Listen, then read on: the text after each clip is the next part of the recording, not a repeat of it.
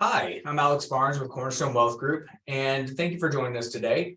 We're going to be going over inherited IRAs and some of the rules and changes that took place with inherited IRAs over the last few years, as well as importantly, some guidance that was just issued this year in regards to things that you have to do if you are the beneficiary of an IRA.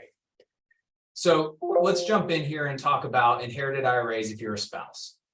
If you are the spouse of an IRA holder and you're the sole beneficiary of those assets, then you can move that money into an account that's in your name, and you can have the benefit of stretching those IRA assets over the remainder of your lifetime, taking distributions based off your own life expectancy when you've reached that requirement, or deferring those taxes until a later date. Now, if you're under age 59 and a half, it's important to know that you will still have a penalty if you require a distribution before you reach that age. If you are of age 59 and a half, you can take distributions. There are still taxes though, like any IRA, if it's a traditional IRA. If you're inheriting an IRA and you are under age 59 and a half and you want access to those funds as a spouse, it would be better to inherit those funds in the form of an inherited IRA. So you have the 10-year window to take a distribution without penalty.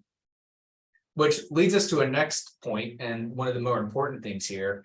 Within the last few years, the change to IRA inheritance for non-spouses requires you to have the account distributed and fully liquidated within 10 years. Now, those RMDs have to still come out from the account, which is one of the things we'll talk about later. And one of the exceptions, though, to this is going to be designated beneficiaries. So designated beneficiaries, which if you want to make sure if you do qualify as one, it would be best to talk with a financial planner or to talk with an attorney beforehand. But the minor child is one that I wanted to point out. A minor child of an inherited IRA has the ability to take distributions over their age to the age of majority, and then an additional 10 years after that.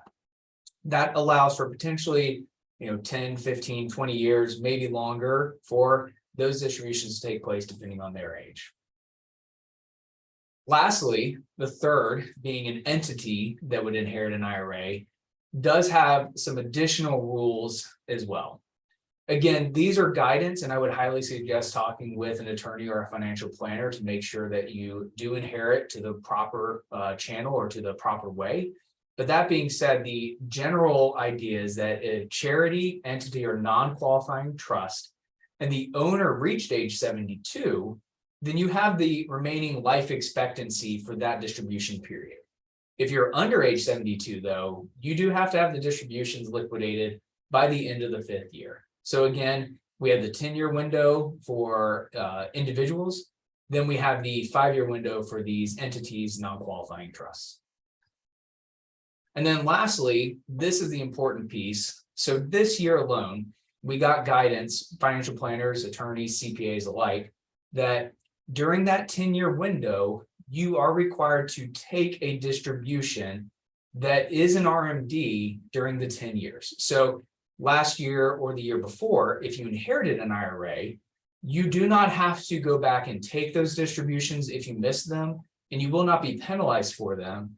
But if you inherit an IRA in 2022 or beyond, you will have a required minimum distribution that starts the year after the death of the owner. It's important to know that that does not mean you have to take an equal amount of your IRA or the inherited IRA by a certain time. So it would be best to talk with a CPA, financial planner, or so forth to make sure that you are taking the minimum distribution during that 10-year window. Thank you for joining us today. If you do wish to reach out, you can join us again for another call or look at our website, cwgadvisors.com, where we have additional contact information as well as resources to help you out.